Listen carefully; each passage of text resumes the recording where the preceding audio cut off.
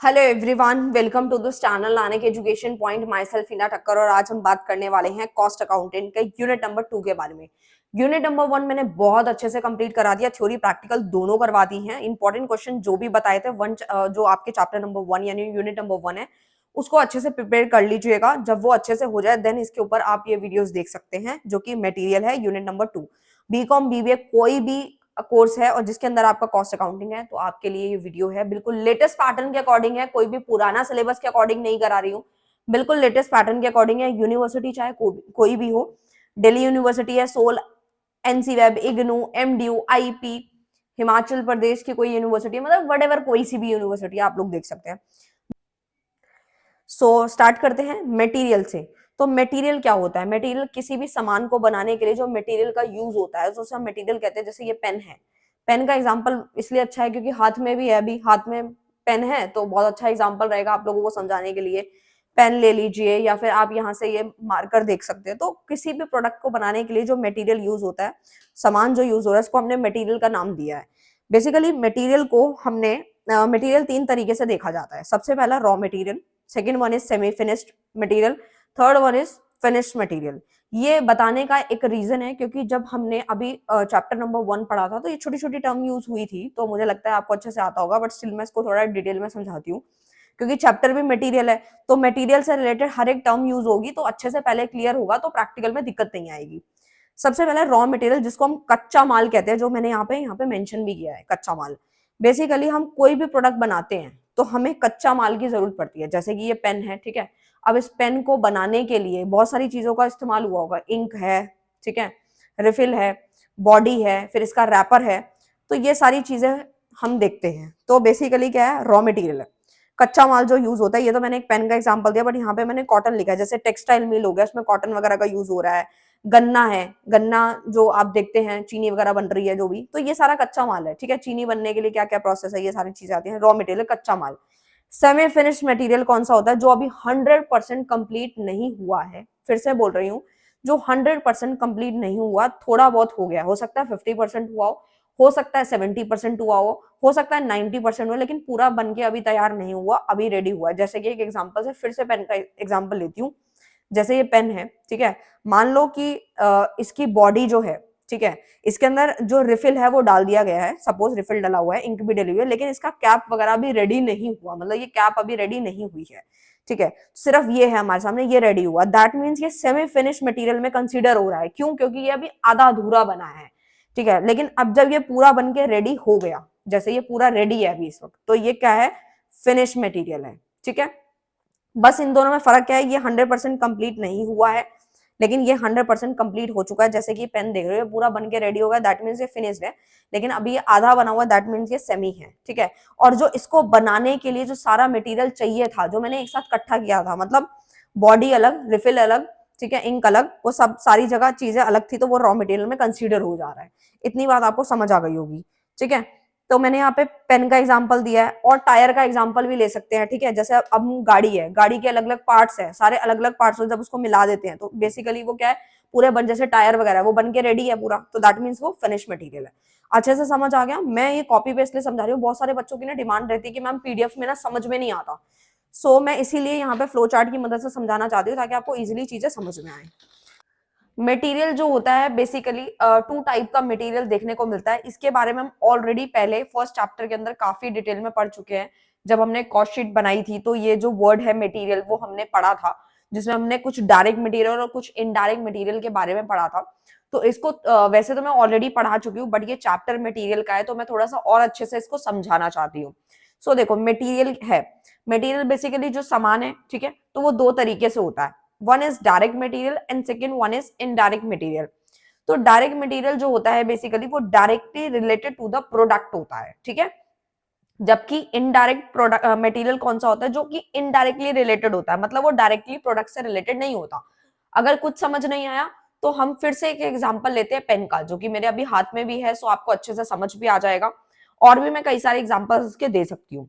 जैसे पेन है, ठीक है, तो जैसे कि पेन बनाने के लिए कौन क्या क्या चीजों की जरूरत पड़ी है? रिफिल है, बॉडी है, इंक है, ये सारी चीजें की जरूरत पड़ी, तो यानी ये डायरेक्टली जिस चीज का प्रोडक्शन हो रहा है, आपको ऐसे याद रखना है, जिस चीज का, जरूरी नहीं है पेन का तो मैं आपको अच्छे से समझाने के लिए एग्जाम्पल दे रही हूँ, बट जिस चीज का भी प्रोडक्शन हो रहा है, जो भी चीजें हमारी बन रही है, मटेरियल यूज हो रहा है उस प्रोडक्ट को बनाने के अंदर, तो वो डायरेक्टली रिलेटेड होती हैं किससे, प्रोडक्ट से, तो उसे हम डायरेक्ट मटेरियल के अंदर कंसीडर करेंगे। बट ये जो प्रोडक्शन हो रहा है जिसके अंदर ये सारी जो चीजें थी वो तो यूज हो रही है, बट इसके अलावा भी बहुत सारे मटेरियल यूज हो रहे हैं, तो वो कौन कौन से हैं, जैसे मान लो हमारी प्रिंटिंग है, मशीनरी यूज हो रही है, उसमें ऑयल है, ग्रीसिंग है, स्टेशनरी है, ये पोस्टेज है, ये सारी जितने भी चीजें यूज हो रही हैं वो सारी ये सारी किसमें आती है, इनडायरेक्ट मटेरियल में आती है, क्योंकि ये प्रोडक्ट जो है, ये जो मटेरियल है वो यूज तो हो रहा है, बट वो डायरेक्टली लिंक नहीं है, जो डायरेक्टली रिलेटेड है वो सारे डायरेक्ट मटेरियल के अंदर कंसीडर होते हैं, बट यूज तो ये भी हो रहे हैं बट डायरेक्टली नहीं हो रहे, इसलिए इसको इनडायरेक्ट मटेरियल का नाम दिया गया है। आई होप आपको अच्छे से क्लियर हो गया होगा। ऐसे हम कोई चीज का भी प्रोडक्शन करते हैं, जो चीज मेन सामान यूज होता है उसको हम डायरेक्ट मटेरियल के अंदर कंसीडर करेंगे, और जो एक्स्ट्रा जो बच जाता है, जैसे कि जो मैंने बताया, जो इनडायरेक्टली होते हैं रिलेटेड टू प्रोडक्ट, जो कि हमारे प्रिंटिंग, स्टेशनरी, ये सारे जितने पोस्टेज, टेलीफोन, ये जितने एक्सपेंसेस, ओवरहेड सब आते हैं, वो सारे इनडायरेक्ट मटेरियल के अंदर कंसीडर होंगे। ठीक है, आई होप आपको अच्छे से समझ आ गया होगा। देन चलते हैं हम लोग, हम बेसिकली ये चीज पहले से पढ़ चुके हैं, एक कोड बनाया मैंने मोल का, MOL मोल। ये क्या है, देखो, कॉस्ट को कंट्रोल करने के लिए हमें तीन चीजें जरूरी होती हैं। कौन कौन सी, एक ऑर्गेनाइजेशन को अगर अपनी कॉस्ट को कंट्रोल करना है तो उसे तीन चीजों पे काम करना पड़ता है। नंबर 1 इज मटेरियल कॉस्ट, दूसरा ओवरहेड कॉस्ट होती है, and third one is labour cost. हम तीनों को जब हम कॉस्ट को कंट्रोल करना सीख जाएंगे, दैट मीन्स वो ऑर्गेनाइजेशन जो है वो अच्छे से वर्क कर पाएगी। तो नंबर 1 जो है वो है मटेरियल कॉस्ट। मटेरियल कॉस्ट है, इनके अलग अलग चैप्टर्स आएंगे जब हम इनको डिटेल में पढ़ेंगे। फिलहाल अभी हम मटेरियल चैप्टर पढ़ रहे हैं, तो मटेरियल कॉस्ट को किस तरीके से हमें डील करना होता है, यानी कि अगर हमें मटेरियल की कॉस्ट को कम करना है तो हमें प्रोडक्शन की कॉस्ट को कम करना होगा, तो ऑटोमेटिकली हमारा मटेरियल कॉस्ट ऑटोमेटिकली सही हो जाएगा। सो आओ इसको और डिटेल में पढ़ने की कोशिश करते हैं।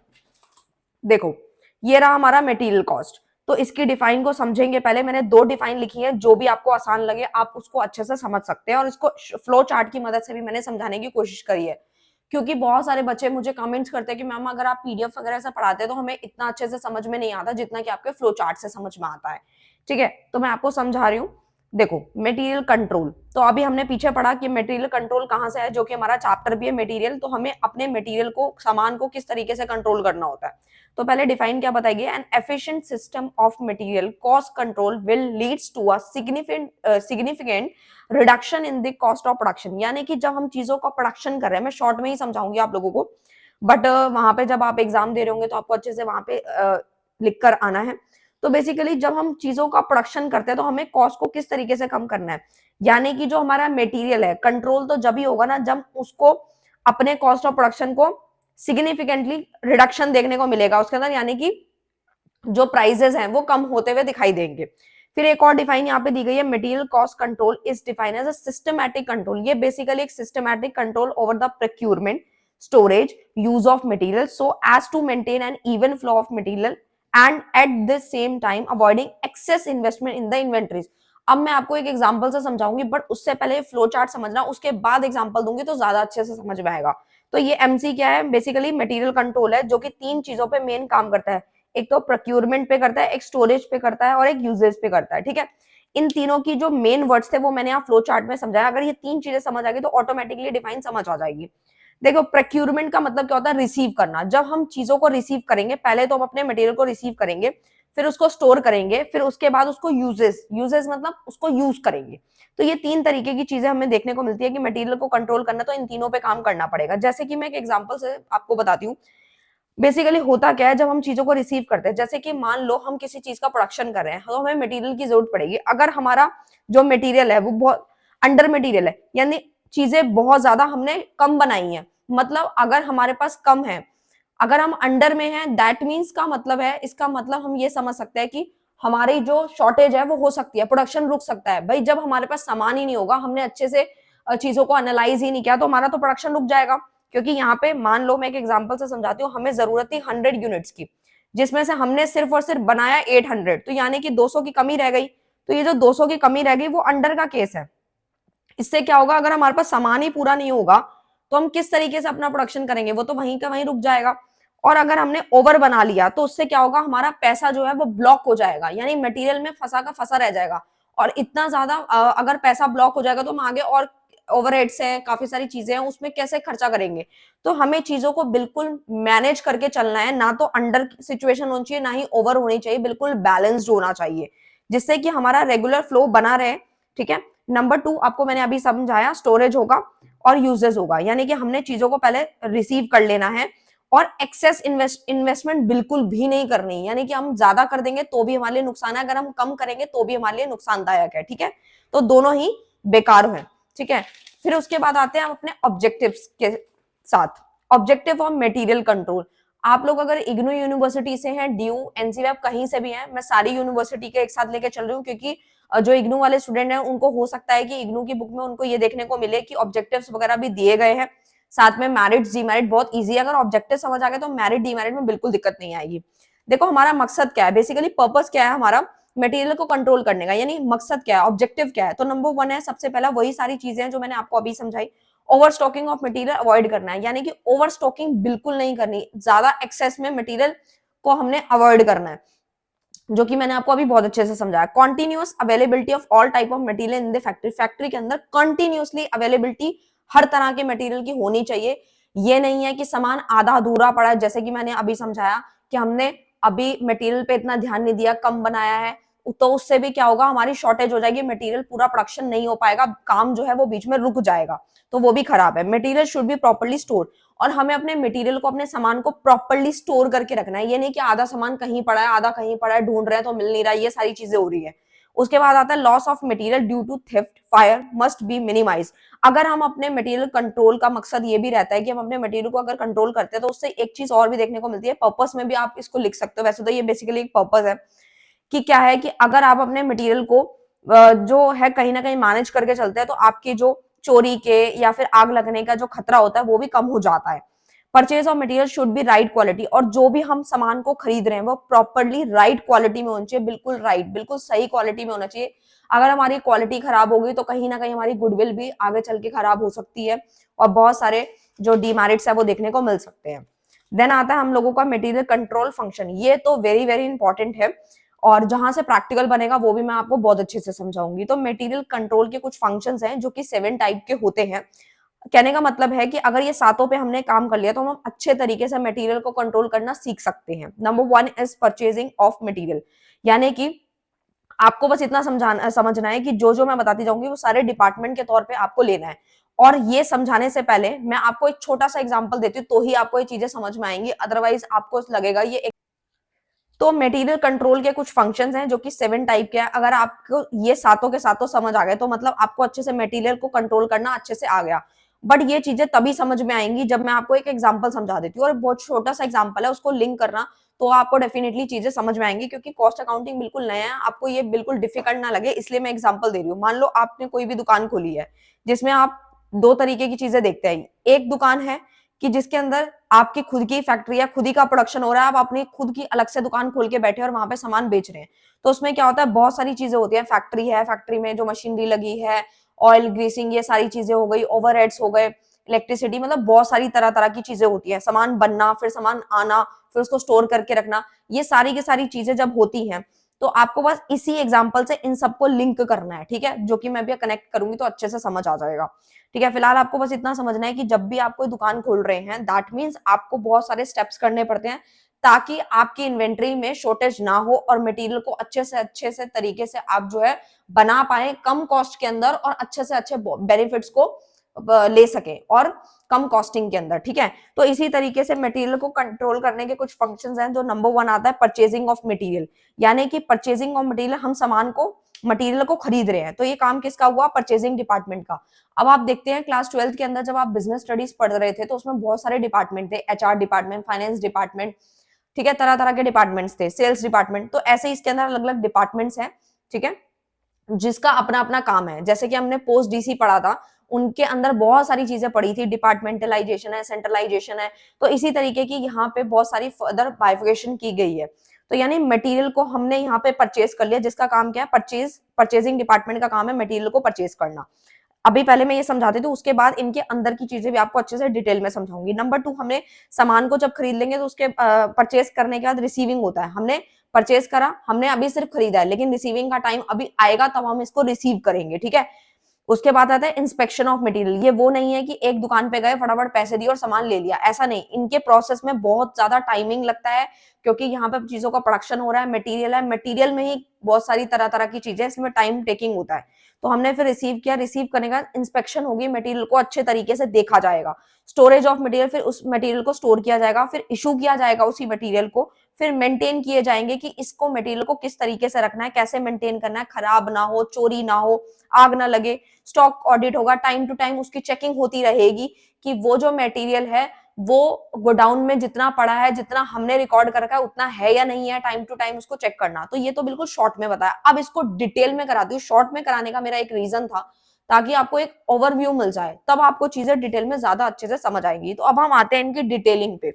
तो सबसे पहले आता है परचेजिंग ऑफ मटेरियल, कि हमने जब मटेरियल को परचेज करना है तो ये कुछ स्टेप्स हैं जो हमने देखने हैं। सबसे पहला centralise purchasing done by purchasing department. ये काम किसका है? परचेजिंग डिपार्टमेंट का है, कि हमें ये सारी चीजें बिल्कुल ऑर्डर वाइज देखनी है, कि हमने जो भी परचेज करना है, क्या चीज परचेज करनी है, किस ऑर्डर में, वो आता है।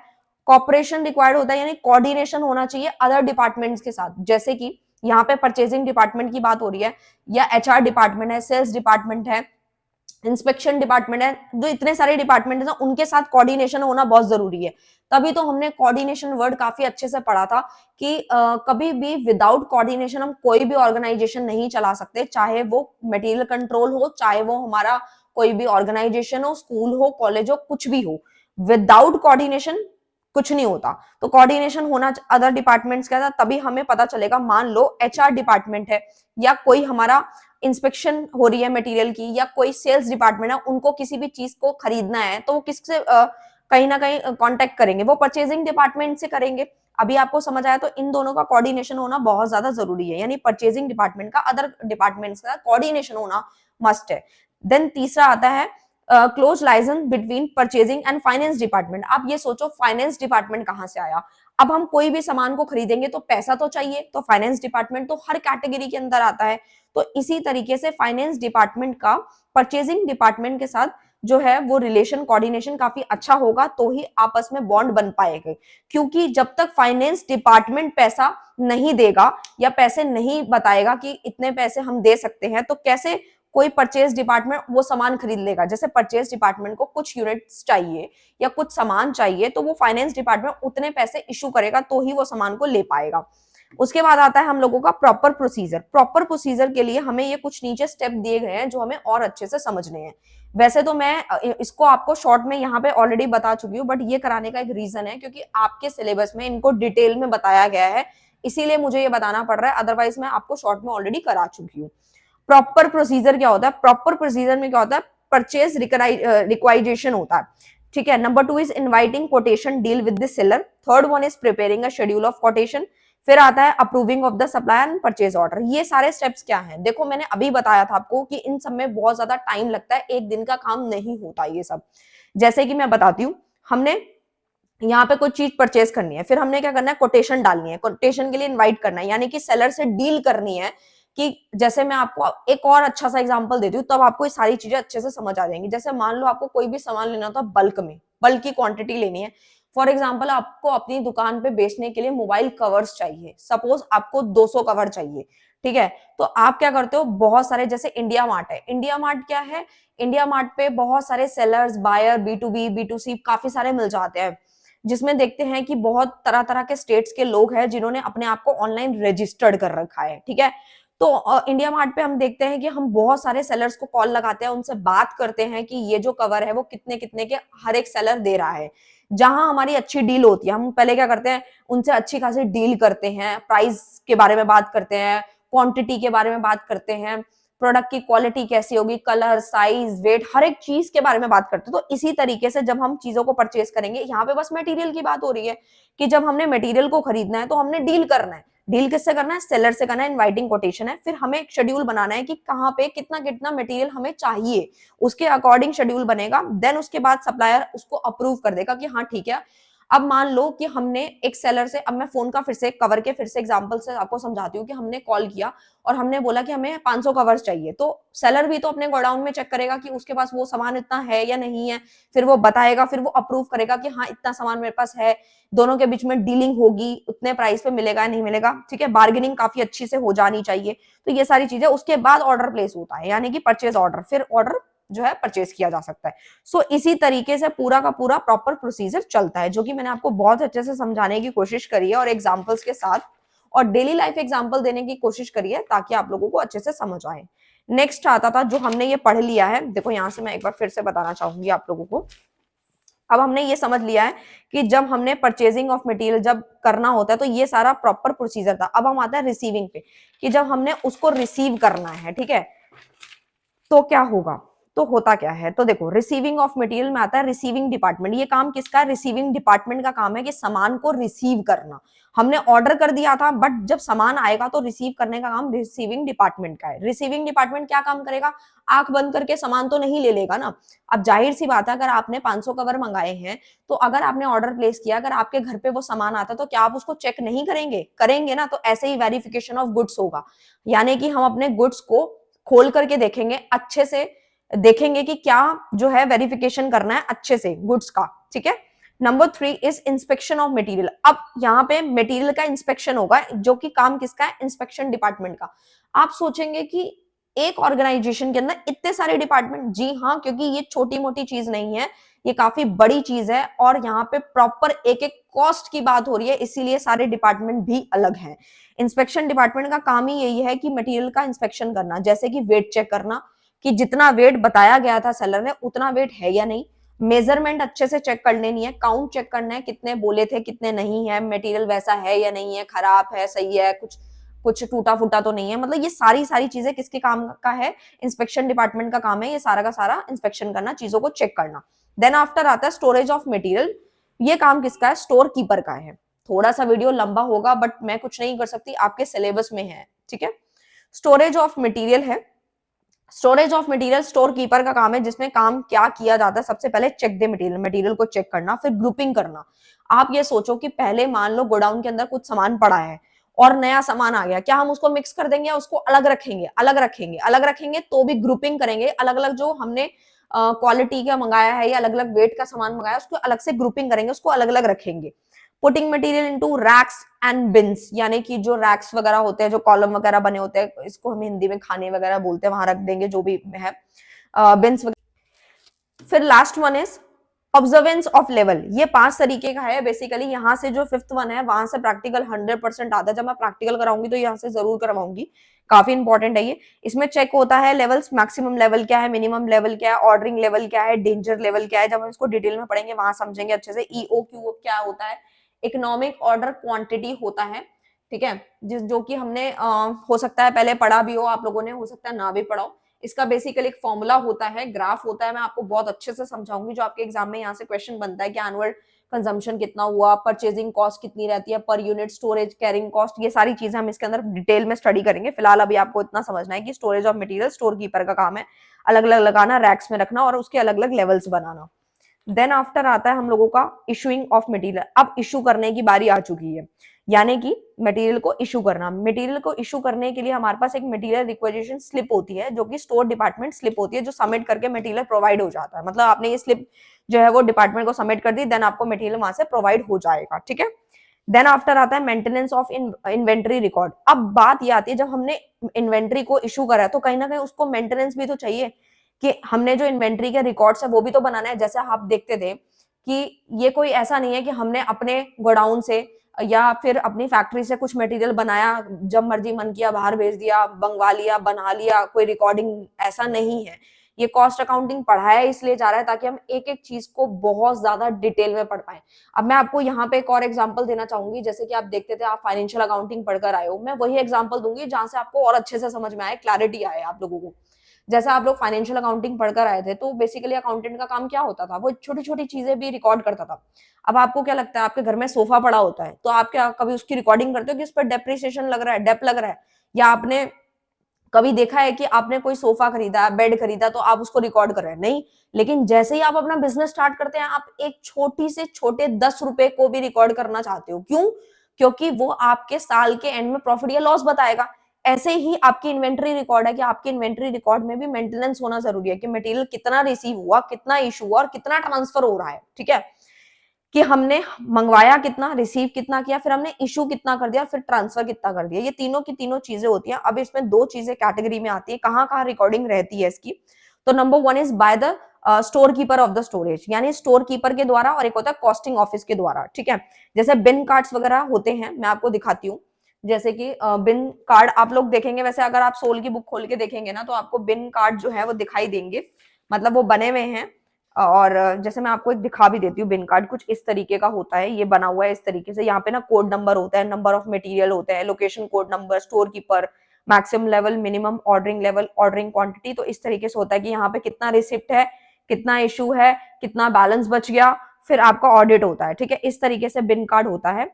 ठीक है, मैंने आपको समझा दिया। और एक स्टोर लेजर भी देख लो, जो कि अभी यहाँ पर आएगा, फिर मैं आपको अच्छे से समझा दूँ। ये स्टोर लेजर अकाउंट है जिसमें अलग अलग अकाउंट्स बनते हैं। ठीक है, यहाँ पे फिर से रिसिप्ट है, इशू है, बैलेंस्ड है। ठीक है, अगर आपको नहीं दिख रहा तो अभी आपको अच्छे से क्लियर हो रहा होगा, मैंने थोड़ा सा जूम करा है इसको। ठीक है, ये आपका स्टोर लेजर अकाउंट है। ठीक है, जिसमें आप देख पा रहे हैं डिस्क्रिप्शन दिया हुआ है, code number, unit, minimum, maximum, reorder level, reorder quantity, bin number, location, इस तरीके से होता है। ठीक है, अच्छे से समझ आ गया आप लोगों को। तो इस तरीके से रहते हैं, कुछ कार्ड्स वगैरह इशू होते हैं। तो देखो, इसमें बिन कार्ड होता है जिसमें रिकॉर्ड होता है कि कितना सामान बाहर गया और कितना आया है। ठीक है, कितना गया कितना आया, बस इतना याद रखना है। कहाँ पे रिकॉर्ड होगा? बिन कार्ड्स में। फिर आया था बाय द कॉस्टिंग ऑफिस, ये क्या करते हैं? स्टोर ले जाते हैं। बस इतना याद रखना है, ये सेपरेट अकाउंट मेंटेन करते हैं, और यहाँ पे जितना गया जितना आया सब एक ही बार में बिन कार्ड में रिकॉर्ड हो जाता है। स्टोर लेजर का मतलब, लेजर मतलब आपको पता ही है लेजर मतलब क्या होता है, अलग अलग अकाउंट्स बनेंगे यहाँ पे। ठीक है, देन बैलेंस कितना बच गया वो मैंने अभी आपको दिखा दिया। इस तरीके से चीजें मेंटेन होती हैं। और ये हमारा लास्ट है। ठीक है,